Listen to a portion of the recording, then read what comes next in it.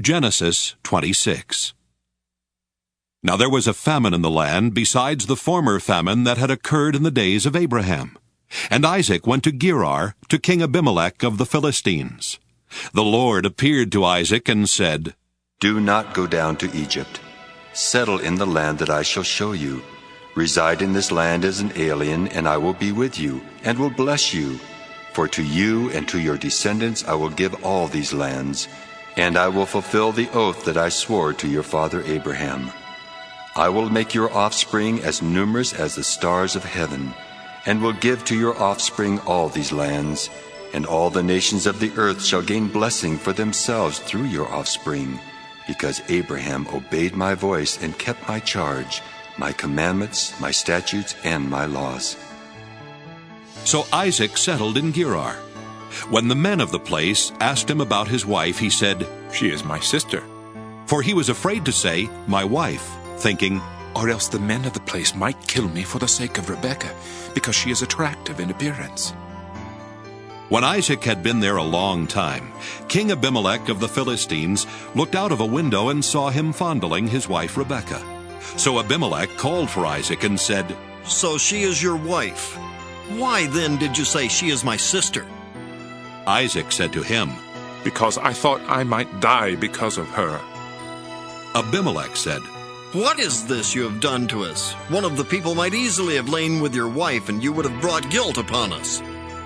So Abimelech warned all the people, saying, Whoever touches this man or his wife shall be put to death. Isaac sowed seed in that land, and in the same year reaped 100-fold. The Lord blessed him, and the man became rich.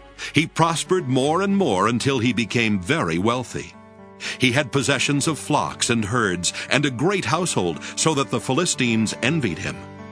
Now the Philistines had stopped up and filled with earth all the wells that his father's servants had dug in the days of his father Abraham. And Abimelech said to Isaac, Go away from us. You have become too powerful for us. So Isaac departed from there and camped in the valley of Gerar and settled there.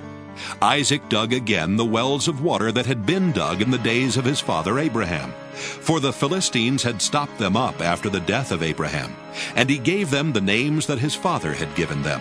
But when Isaac's servants dug in the valley and found there a well of spring water, the herders of Gerar quarreled with Isaac's herders, saying, The water is ours. So he called the well Esek, because they contended with him.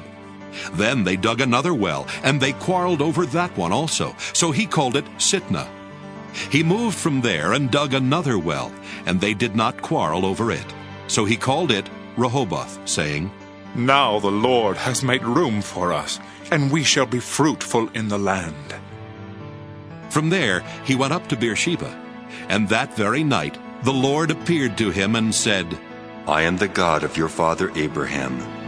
Do not be afraid, for I am with you and will bless you and make your offspring numerous for my servant Abraham's sake. So he built an altar there, called on the name of the Lord, and pitched his tent there. And there Isaac's servants dug a well. Then Abimelech went to him from Gerar with Ahuzzath his adviser, and Phicol the commander of his army. Isaac said to them, Why have you come to me, seeing that you hate me and have sent me away from you? They said, We see plainly that the Lord has been with you. So we say, Let there be an oath between you and us, and let us make a covenant with you, so that you will do us no harm, just as we have not touched you, and have done to you nothing but good, and have sent you away in peace. You are now the blessed of the Lord. So he made them a feast, and they ate and drank. In the morning they rose early and exchanged oaths, and Isaac set them on their way, and they departed from him in peace. That same day Isaac's servants came and told him about the well that they had dug, and said to him, We have found water. He called it Shibah.